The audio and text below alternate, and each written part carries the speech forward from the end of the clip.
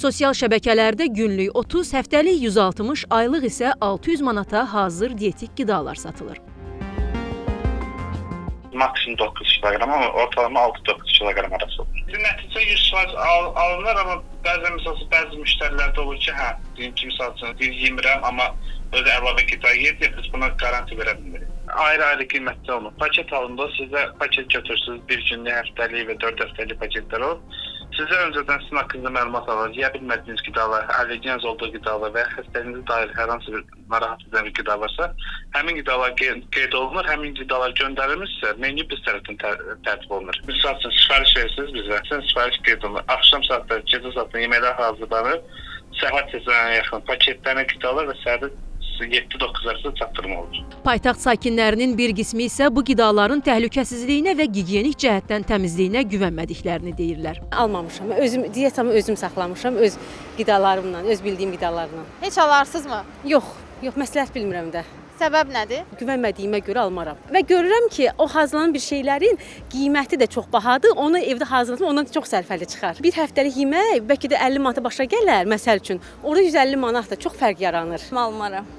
Niyə almarsınız? Niyə almaram? Çünki güvənmirəm birinci növbədə ki, necə hazırlanır, kim hazırlayır, bunları nəzərə alaraq almaram. Nə bilim, bilmirik ya hansı qidalardır, nə tərkibdir, kim hazırlayır, necə hazırlanır, hansı şəraitdə hazırlanır. Ona görə əleyhinəyəm.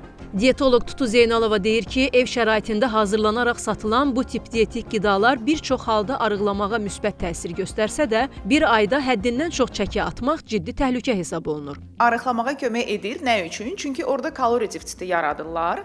Yəni gündəlik insanın istehlak etdiyi qidadan daha az qida göndərirlər. Amma bu uzun ömürlü olacaqmı? Bu məsələnin ikinci tərəfidir. Burada bu qidaları hazırlayan insanın təbii ki, bu mövzuda nə qədər bilikli olmağı vacibdir və vitamin mineral balansı, yəni o deyək ki, qarşımızda iki müştəri var. Biri 120 kiloqramdır, biri 60 kiloqramdır. İkisi də arıqlamaq istəyir. Amma onların köklüklərinin səbəbi nədir?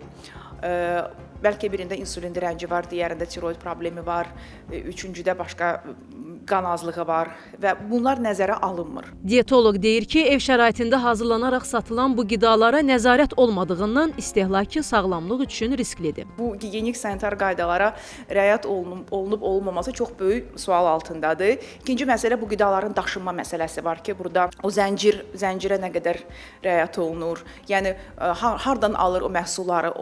Evimizə alanda təbii ki, özümüz bilirik ki, müəyyən yerlər var, oradan alırıq, diqqət edirik.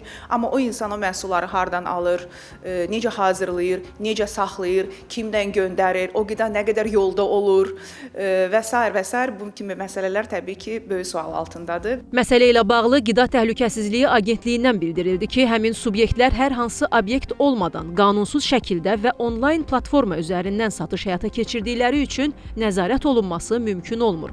Agentlik istehlakçılara bu cür məhsulları alarkən istehsalçının qeydiyyat sənədlərini və idxal olunubsa sağlamlıq aktlarını tələb etməyi məsləhət görür. Aylin Rəsulzadə, Ramil İbrahimov, Kəmal Əlimradova, Xəbər Ertəsi.